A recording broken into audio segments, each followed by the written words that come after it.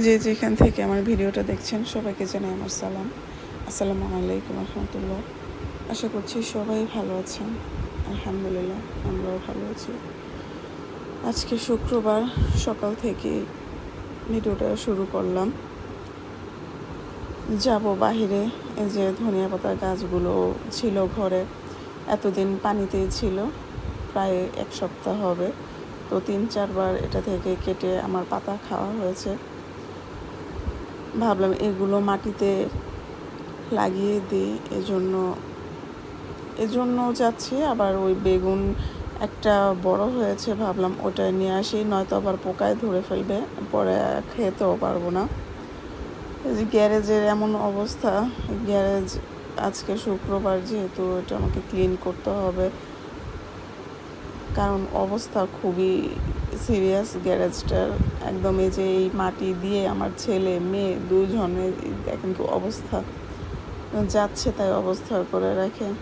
Clean করতে প্রতিদিনই করতে হয়, কিন্তু এই যে কদিন বৃষ্টির কারণে এই ধুলাবালি আর আপনার এই বৃষ্টির পায়ের পানি একসাথে মিশে একদম কি যে একটা নাজেহাল অবস্থা।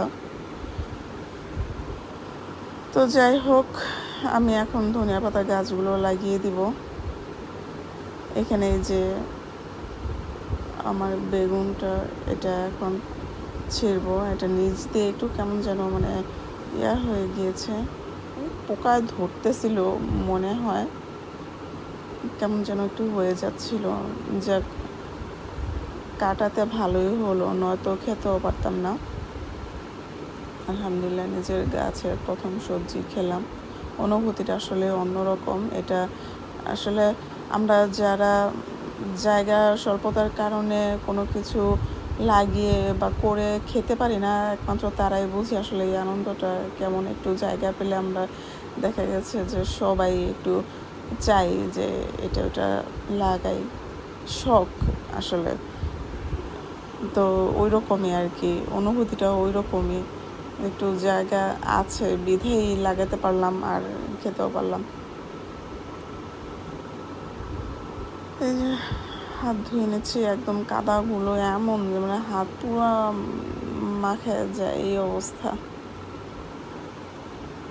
তো আমি আমার ঘরের পেছনে যেই গাছগুলো লাগিয়েছিলাম, 2টা মরিচ গাছ, ওই গাছগুলো আসলে ওইখানে লাগানোটা আমার ভুল হয়েছে। ওইখানে না লাগিয়ে যদি আমি মাটিতে লাগাতাম তবে ওইটা একটা ভালো শক্তি পেত।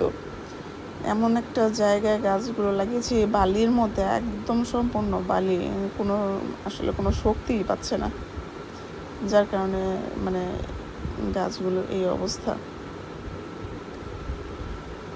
আজকে শুক্রবার, সবাই নামাজে যাবে।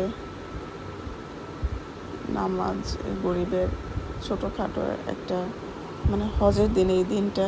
আলহামদুলিল্লাহ, আল্লাহ আমাদের অনেক প্রতিটা বার, প্রতিটা মাস, প্রতিটা মুহূর্ত, আসলে প্রত্যেকটা মুহূর্ত আল্লাহ কোনো না কোনো নিয়ামত দিয়ে আমাদেরকে, অফুরন্ত নিয়ামত দিয়ে আমাদেরকে দুনিয়ায় পাঠিয়েছেন, দুনিয়ায় দিয়ে দিয়েছেন। আমরা আসলে চাইলেই ওই নিয়ামতগুলো আমরা আমাদের কাজ দিয়ে, আমাদের কথা দিয়ে, আমাদের সব কিছু দিয়ে আমরা ফিল আপ করতে পারি।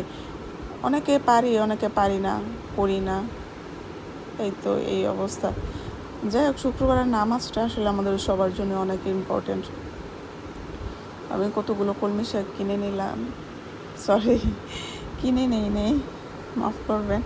আসলে এগুলো ওই পাশে বড় বড় ঘাসের সাথে এগুলো হয়েছিল।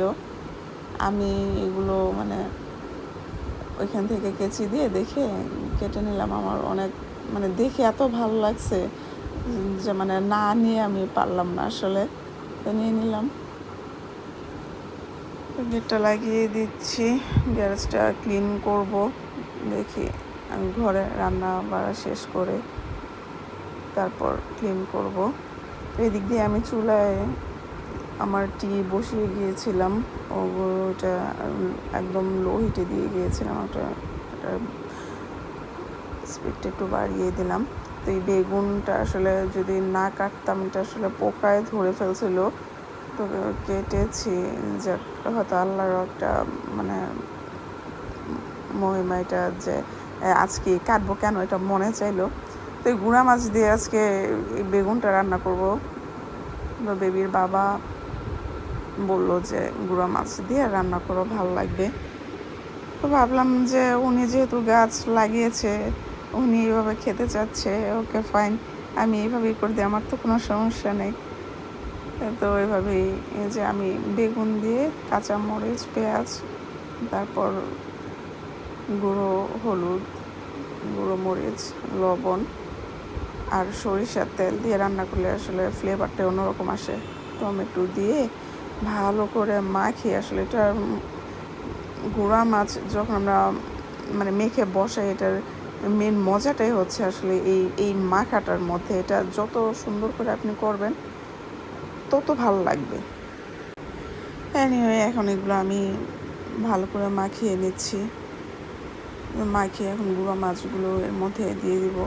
গুঁড়া মাছগুলো আবার এত মানে প্রেশার দিয়ে মাখানো যাবে না, তাহলে এগুলো একদম ভর্তা হয়ে যাবে। এই হালকার উপরে অ্যাডজাস্ট করে এগুলো ভালো করে এগুলোর গায়ে যেন মশলাগুলো লাগে ওইভাবে করে মাখিয়ে নিতে হবে। তারপর পানি দিয়ে দিব, পানি দিয়ে চুলায় বসিয়ে দিব। অল্প আছে, মিডিয়াম টু লো এরকম একটু আছে রান্না করলে ভালো লাগে। হাই হিটে রান্না করলে আসলে এগুলো একটু কেমন যেন মানে তাড়াতাড়ি হয়ে যায়, মাছগুলো ভালো করে ভেতরে হয় না, একটা স্মেল আসে, মানে কাঁচা কাঁচা একটা স্মেল আসে। এই জন্য একটু লোটা একটু কমিয়ে একটু সময় নিয়ে রান্না করলে ভালো লাগে।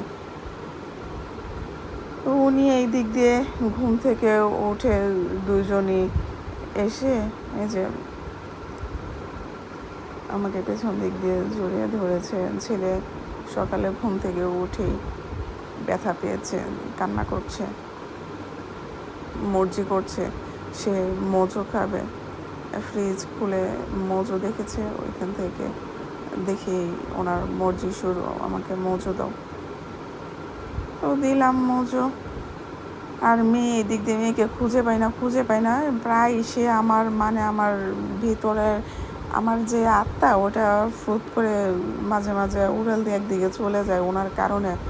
ওনাকে কোনো জায়গায় আমি খুঁজে পাই না, কি যে একটা অবস্থা, মানে তখন কি অবস্থা হয় আপনারা যাদের মানে বেবি আছে, যারা এই কাজটা করে তারা হয়তো ফিল করতে পারবেন। উনি একদম আমার অবস্থা খারাপ করে ফেলে, খুঁজেই পাই না। দেখি তারপর উনি পর্দার নিচে বসে বা একটা চিপার মধ্যে বসে এইরকম কোনো না কোনো একটা আকাম উনি করবেই। তো এইখানে আমি আসলে গাছ লাগানোর জন্য একটু মানে ড্রিল করে একটা সিস্টেমটা করেছিলাম। এই সার্কেলের ভেতরে আমি যে কী কালার করব, আপনারা যাদের মানে এইগুলোর সম্বন্ধে ভালো আইডিয়া আছে তারা আমাকে এই হেল্পটা করবেন। আশা করি যে এই সার্কেলের ভেতরে কি কালার দিলে মানে ভালো লাগবে, দেখতে সুন্দর লাগবে। আমি এই যে কস্টিক দিয়ে সাইড দিয়ে এগুলো মানে প্রসেসিং করে রেখেছি, কাঠগুলো হোয়াইট কালার করব।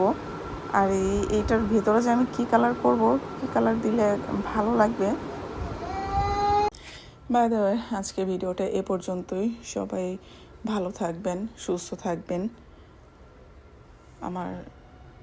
আপনাদের কাছে তেমন কোনো আসলে ওইরকম চাওয়া নাই, ওরকম কোনো মানে পাওয়াও নাই, কারণ আপনারা আমাকে অনেক ভালোবাসেন।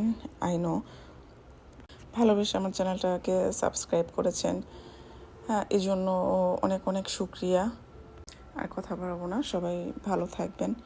সবাইকে আমাদের সালাম, আসসালামু আলাইকুম রহমতুল্লাহ।